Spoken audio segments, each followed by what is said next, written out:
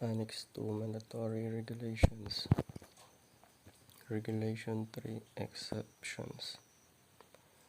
The discharge requirements of this annex shall not apply to the discharge into the sea of noxious liquid substances or mixtures containing such substances when such a discharge is necessary for the purpose of securing the safety of the ship or saving life at sea, or result from damage to a ship or its equipment, provided that all reasonable precautions have been taken after the occurrence of the damage or discovery of the discharge for the purpose of preventing or minimizing the discharge, and except if the owner of the master acted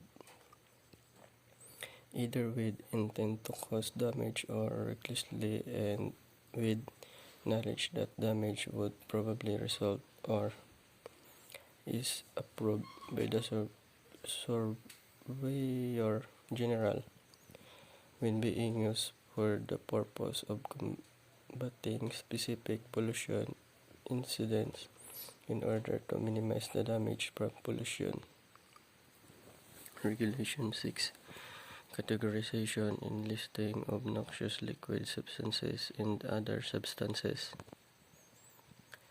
For the purpose of the regulations of this annex, noxious liquid substances shall be divided into 4 categories as follows. Category X. Noxious liquid substances which, if discharged into the sea from tank cleaning or deballasting operations, are deemed to present a major hazard to each marine resources or human health. Category Y. Noxious liquid substances which, if discharged into the sea from tank cleaning or deballasting operations, are deemed to present a hazard to either marine resources or human health, or cause harm to amenities or other legitimate uses of the sea. Category Z.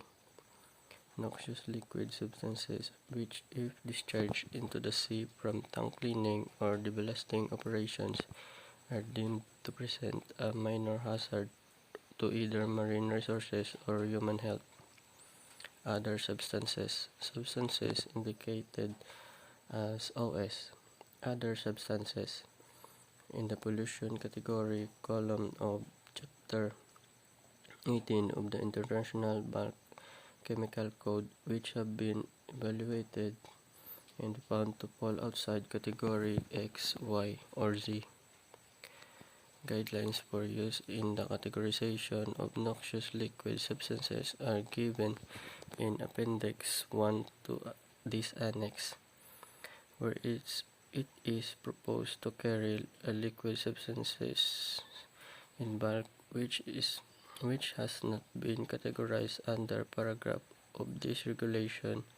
The governments of parties to the convention involved in the proposed operation shall establish and agree on a provisional assessment for the proposed operation on the basis of the guidelines referred to in paragraph 2 of this regulation.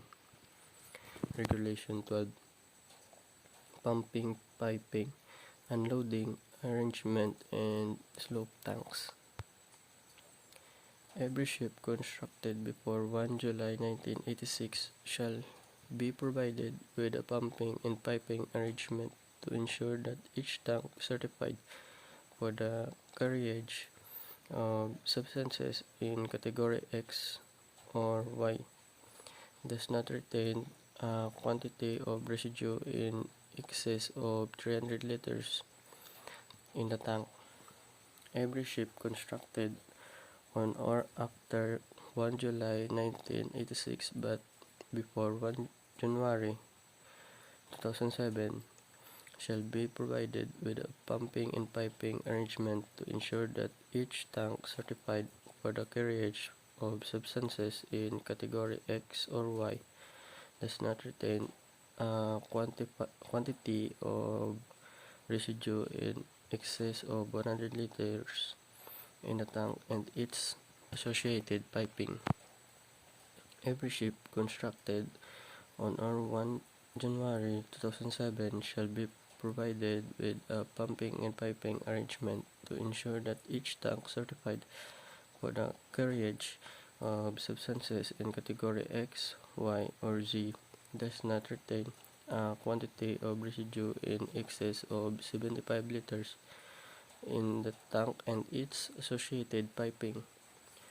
For a ship other than a chemical tanker constructed before 1 January 2007 which cannot meet the requirements for the pumping and piping arrangement for substances in category Z referred to in paragraph 1 and 2 of this regulation, no quantity requirement shall apply. Pumping performance tests referred in paragraph 1, 2, and 3 of this regulation shall be provided by a Director of Marine. Pumping performance test shall use water as the test medium. Ships certified to carry substances of category X, Y, or Z shall have an underwater discharge outlet or outlets. For ships constructed before 1 January 2007 and certified to carry substances in category Z, an underwater discharge outlet is as required under paragraph 6 of this regulation is not mandatory. The underwater discharge outlet or outlets shall be located within the cargo area in the vicinity of the return of the bilge and shall be so arranged as to avoid the re-intake of residue water mixture by the ship's seawater intakes. The underwater discharge outlet arrangement shall be such that the residue water mixture discharged into the sea will not pass through the ship boundary layer. To this end, when the discharge is made normal to the ship shell plating, the minimum diameter of the discharge outlet is governed by the following equation.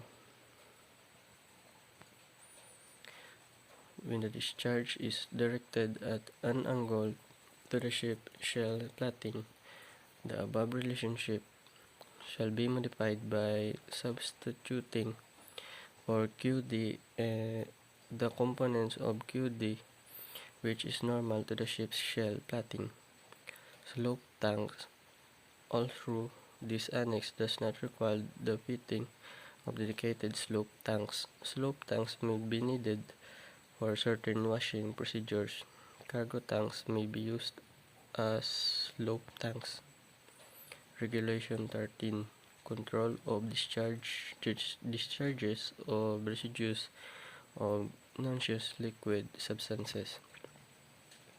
Subject to the prohibitions of Regulation 3 of this Annex, the control of discharges of residue of noxious liquid substances or ballast water, tank washing, or other mixtures containing such substances shall be compliance with the following requirements. Discharge prohibitions. The discharge into the sea of residue of substances assigned to category X, Y, or Z, or of those provisionally assessed as such or ballast water, tank washings, or other mixtures containing such substances shall be prohibited.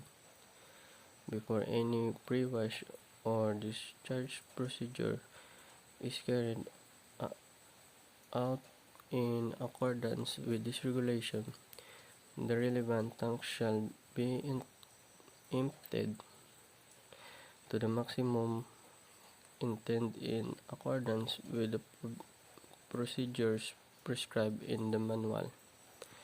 The carriage of substances which have not been categorized provisionally assessed or evaluating as prepared to in Regulation 6 of this Annex or of ballast water, tank washings, or other mixtures containing such residues shall be prohibited along with any consequential discharge of such substances into the sea. Discharge standards. Where the provisions in the regulations allow the discharge into the sea of residues of substances in category X, Y, or Z, or, or of those provisionally assessed as such or ballast water, tank washings, or other mixtures containing such substances, the following discharge standards shall apply. The ship is proceeding en route at the speed of at least 7 knots in the case of self-propelled ships, or at least 4 knots in the case of ships which are not self-propelled. The discharge is made below the waterline through the underwater discharge outlet, not exceeding the maximum rate of which the underwater discharge outlet is designed, and the discharge is made at a distance of not less than 12 nautical miles from the nearest land in a depth of water of not less than 25 meters. For ships constructed before 1 January 2007, the discharge into the sea of residue of substances in category Z or of those provisionally assessed as such or ballast water, tank washings, or other mixtures containing such substances below the waterline is not mandatory. The Director of Marine may waive the requirements of paragraph 2.1.3 of substances in category Z regarding the distance of not less than 12 nautical miles from the nearest land for ship solely engaged in voyage within waters subject to sovereignty or jurisdiction of the state of the flag of which the ship is entitled to fly. Ventilation of cargo residue. Ventilation procedures approved by the Director of Marine may be used to remove cargo residues from a tank. Exemptions for a pre-wash on requirements of the ship's master. An exemption for a pre-wash may be granted by the government of the receiving party where it is satisfied that the unloaded tank to be reloaded with the same substance or another substance compatible with the previous one, and the tank will be not washed or ballast prior to loading. The unloaded tank is neither washed or ballast at sea. The cargo residue will be removed by a ventilation procedure approved by the Director of Marine in accordance with Appendix 7 of this Annex. The use of cleaning agents for additives. When a washing medium or other than water, such as mineral oil or chlorinated solvent, is used instead of water to wash a tank, when small amount of cleaning additives, detergent product, are added to water in the facilitate tank washing, no additives containing pollution category X components shall be used except those components that are readily biodegradable and present to a total concentration of less than 10% of the cleaning additive. Discharge of residues of category X. Subject to provision of paragraph 1, the following provisions shall apply. A tank from which a substance in category X has been unloaded shall be pre-washed before the ship leaves the port of unloading. Any water subsequently introduced into the tank may be discharged into the sea in accordance with the discharge standard in Regulation 13.2. Where the government of the receiving party is satisfied that is applicable to measure the concentration of the substance and the influent without causing undue delay to the ship.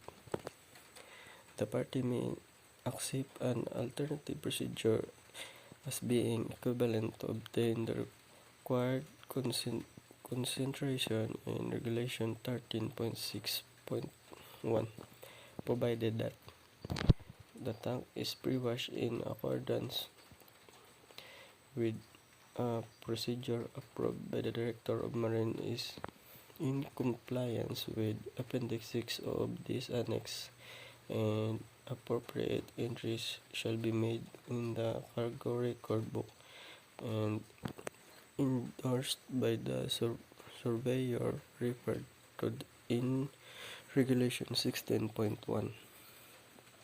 Discharge of residue of Category Y and Z. Subject to the provision of the paragraph 1, the following provisions shall apply. With respect to the residue discharge procedures for substances in Category Y or Z, the discharge standards in Regulation 13.2 shall apply. If the loading of the substance of Category Y or Z is not carried out in accordance with the manual, a pre-wash shall be carried out before the ship leaves the port of unloading. For high viscosity or solidifying substances in Category Y, the following shall apply. Pre-wash procedure as specified in Appendix shall be applied.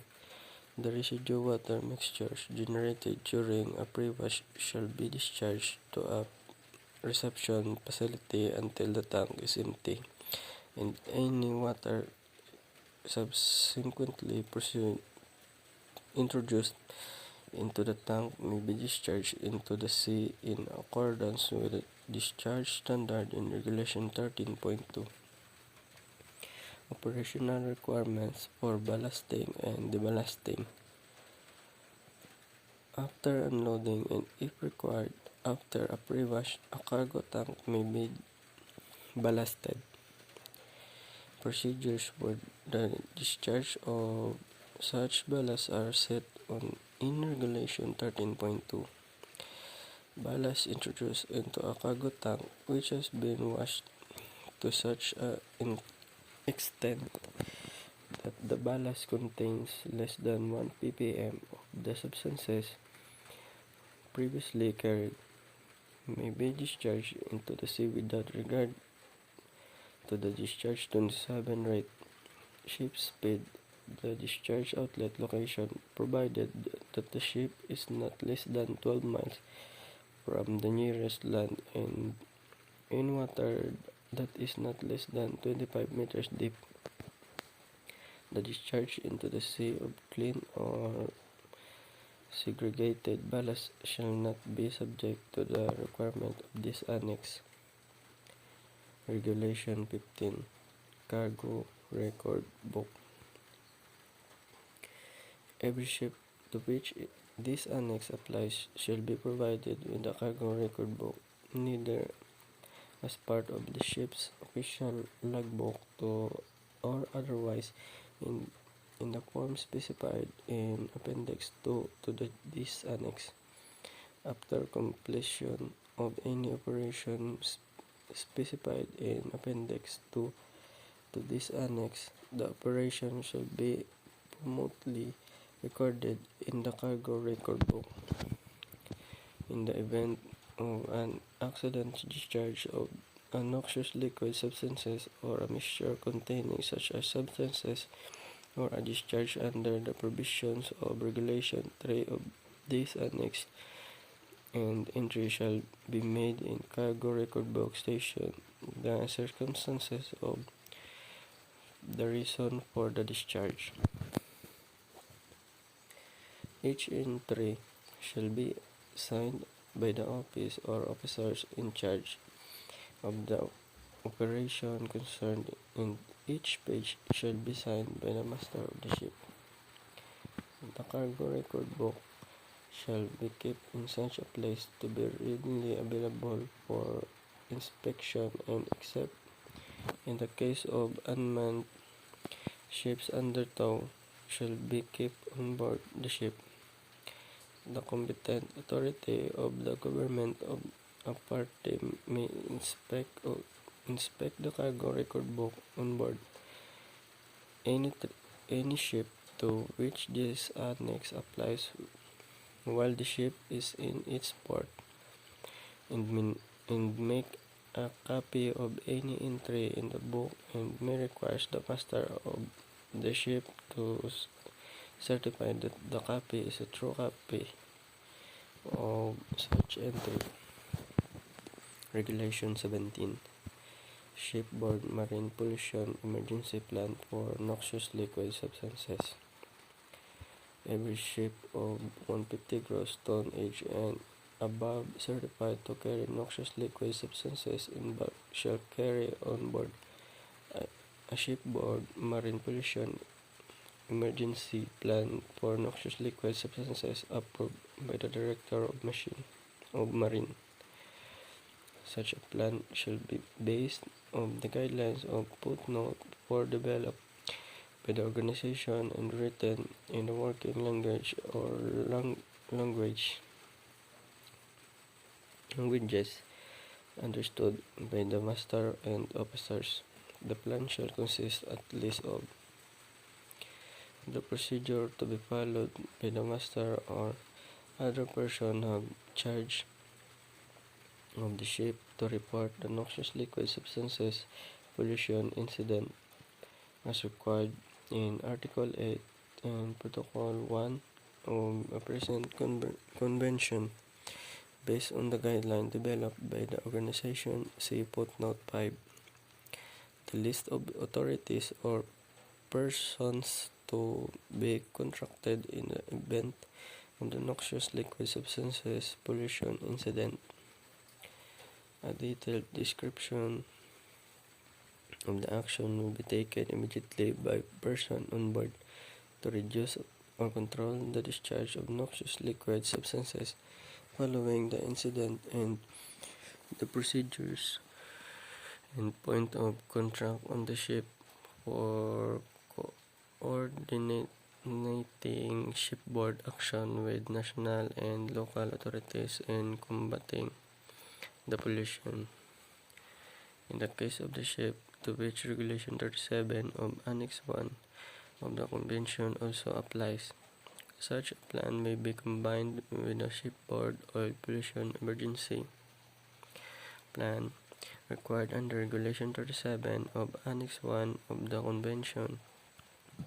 In this case, the title of such a plan shall be Shipboard Marine Pollution Emergency Plan. Regulation 18.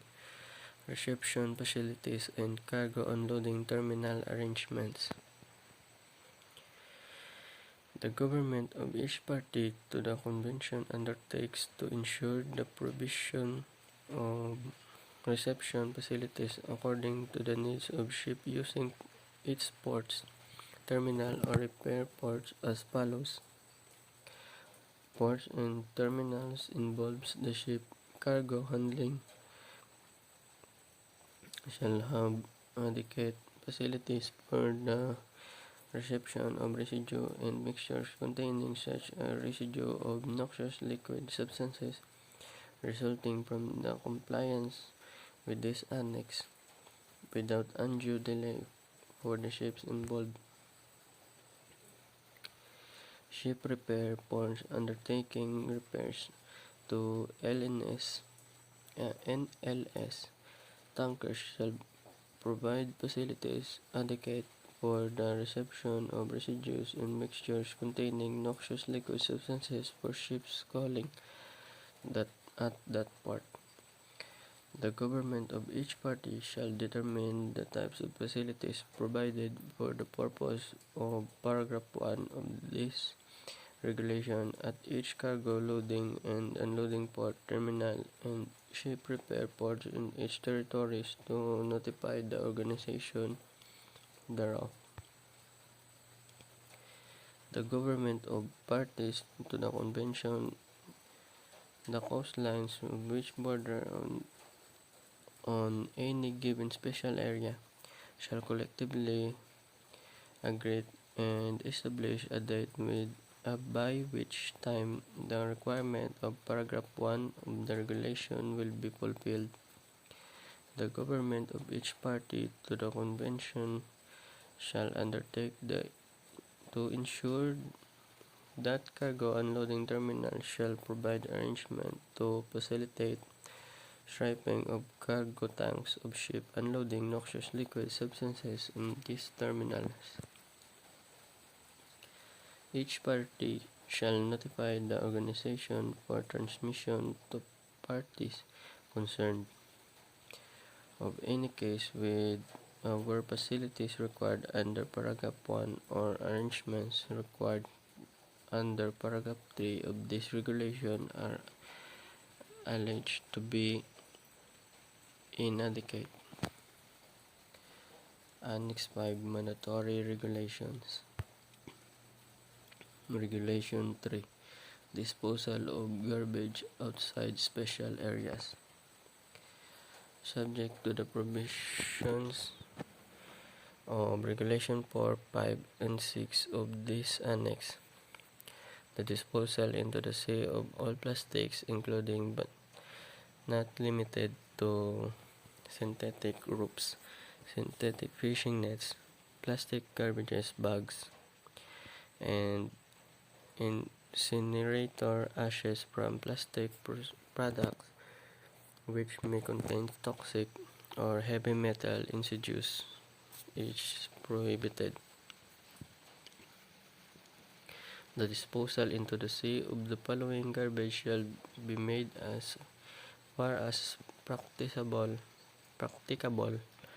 from the nearest land, but in any case is prohibited if the distance from the nearest land is less than 1.2.125 nautical miles from tonnage lining and packing materials which will float.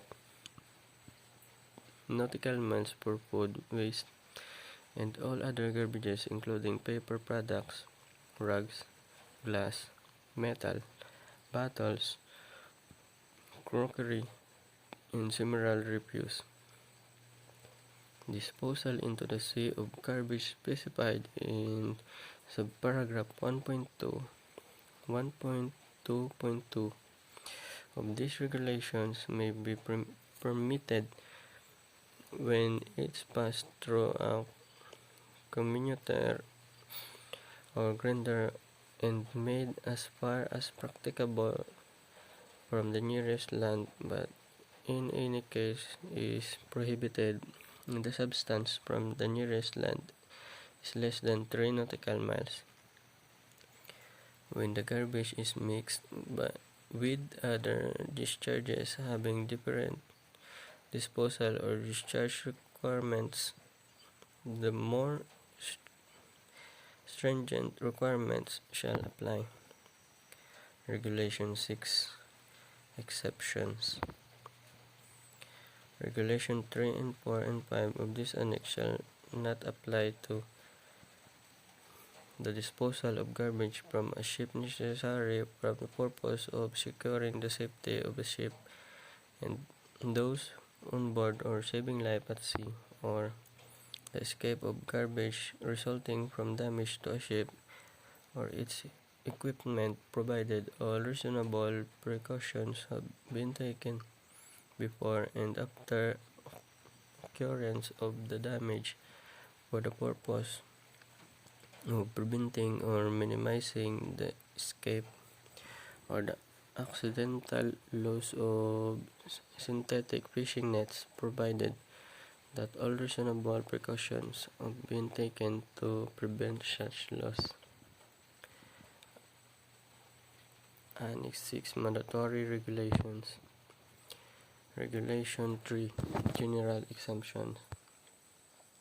Regulations of this annex shall not apply to any emission necessary for the purpose of securing the safety of a ship or saving life at sea, or any emission resulting from damage to a ship or its equipment, provided that all reasonable precautions have been taken after the occurrence of the damage or discovery of the emission for the purpose of preventing or minimizing the emission, and except if the owner of the master acted either with intent to cause damage or recklessly and with knowledge that damage would probably result.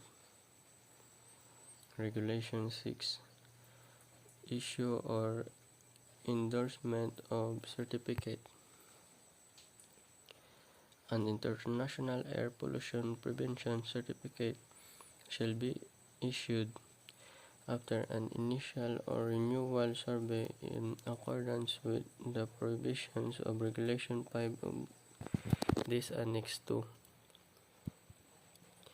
Any ship of 400 gross tonnage and above engaged in voyages to ports or offshore terminal under the jurisdiction of other parties and platforms and drilling rigs engaged in voyage to water under sovereignty or jurisdiction of other parties for the Protocol of 1997. Ships constructed before the date of entry into force of the Protocol of 1997 shall be issued with an International Air Pollution Prevention Certificate. Such certificate shall be issued or endorsed either by the administration or by any person or organization duly authorized by it. In every case, the administration assumes full responsibility for the certificate. Regulation 12. Ozone depleting substances. Subject to the provisions of Regulation 3, any deliberate emissions of ozone depleting substances shall be prohibited. New installations which contains ozone depleting substances shall be prohibited on all ships except that new installation containing hydrofluorocarbons are permitted until 1 January 2020. The substances referred to in this regulation, the equipment containing such substances shall be delivered to appropriate reception facilities when removed from ships. Regulation 13. Nitrogen oxides.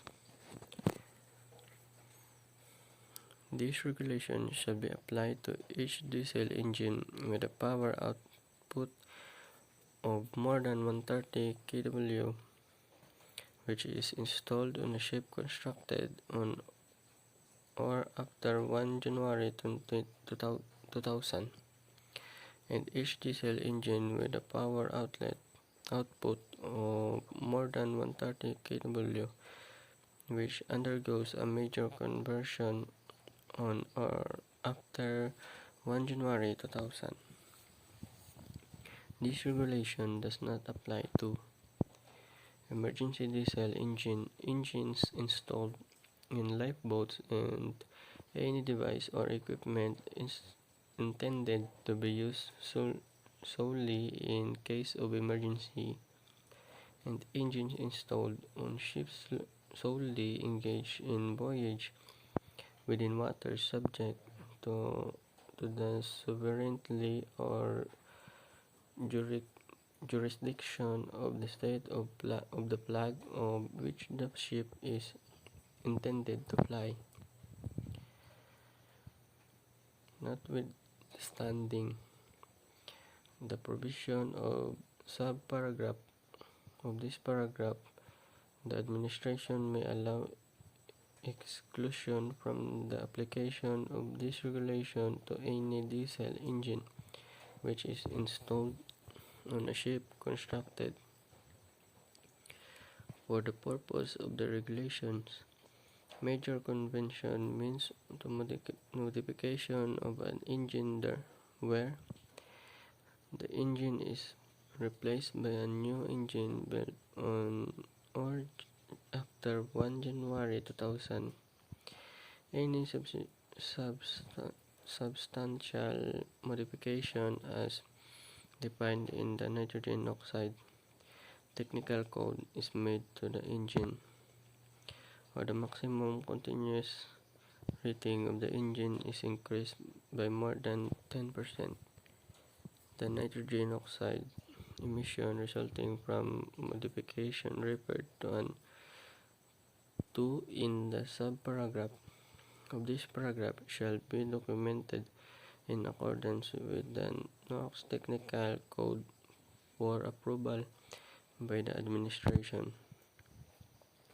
Subject to the provision of Regulation 3 of this Annex, the operation of each diesel engine to which this regulation applies is prohibited except when the emission of nitrogen oxide, calculated as the total weighted emission of NO2 from the engine, is within the following limits.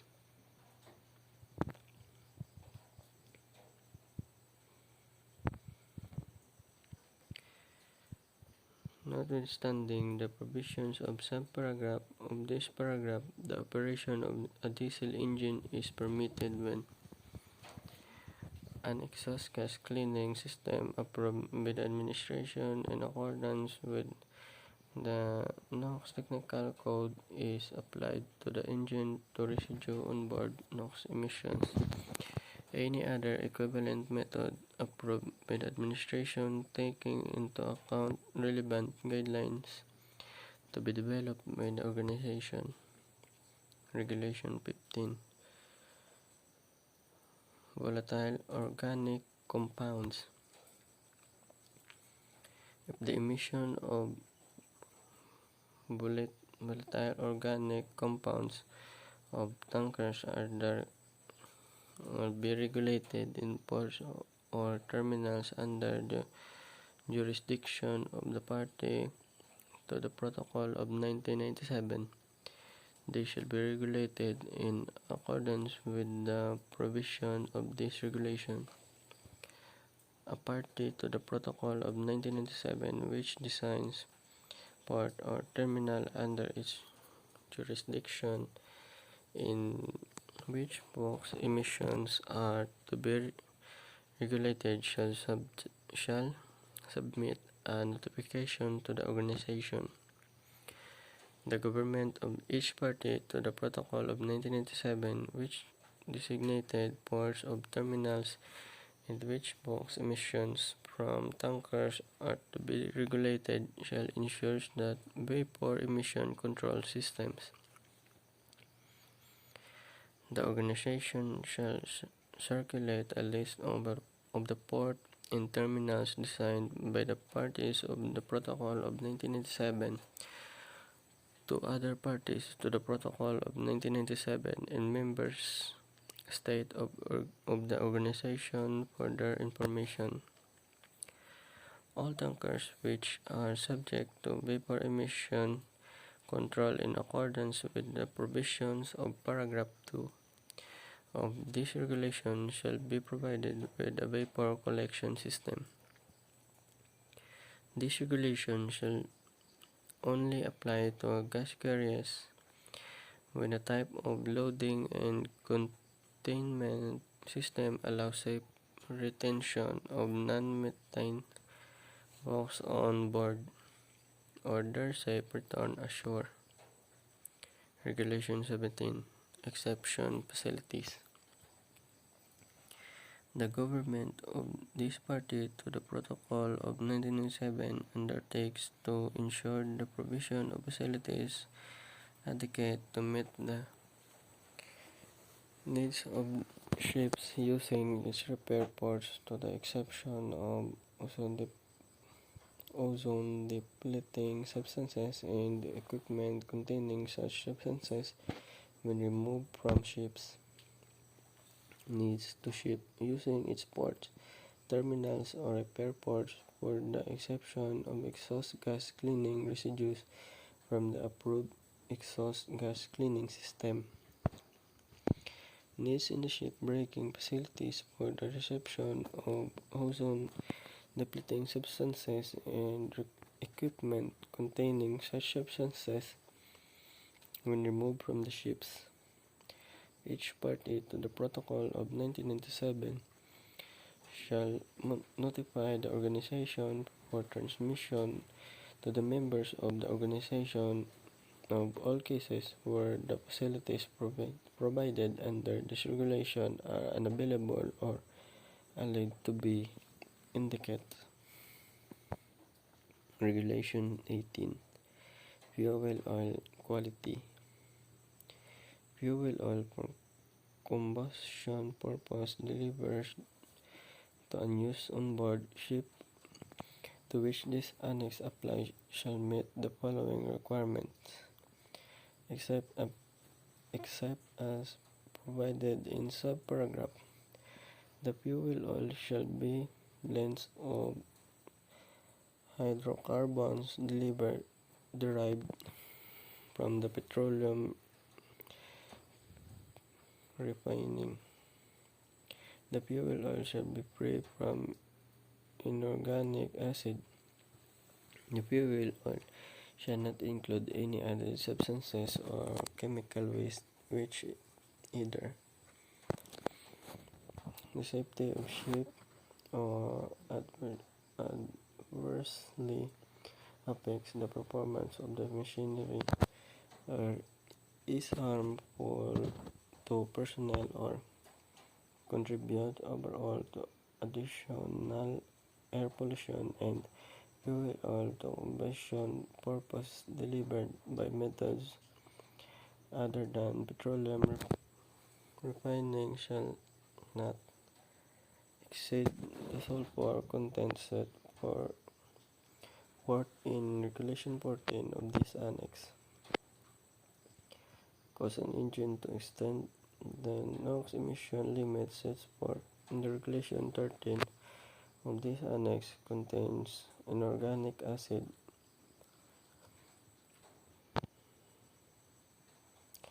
contribute overall to addition air pollution. This regulation does not apply to coal in its solid form of nuclear fuels.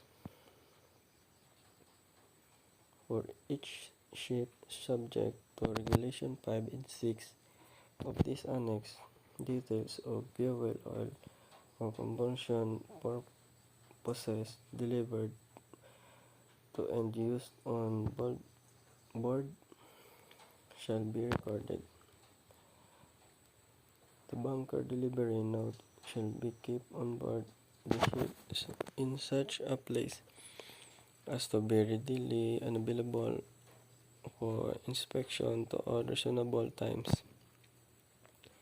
The competent authority of the government of a party to the Protocol of 1997 may inspect the bunker delivery notes on board any ship to which this annex applies. The inspection of the bunker delivery notes, the taking of certified copies by the competent authority. The bunker delivery notes shall be accompanied by the representative sample of the fuel delivered, taking into account guidelines to be developed by the organization. Parties to the Protocol of 1997 undertake to ensure that appropriate authorities designed by them maintain a register of local supplies of fuel oil, require local supplies to provide a bunker delivery note and sample as required by this regulation. Requires local suppliers to retain a copy of bunker delivery note for at least 3 years for inspection and verification by the port state as necessary.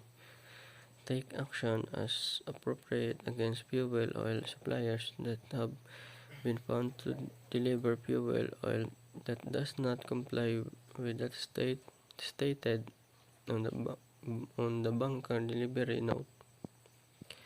Inform the administration of any ship receiving of fuel oil found to be non-compliant with the requirements of Regulation 14 or 18 of this Annex.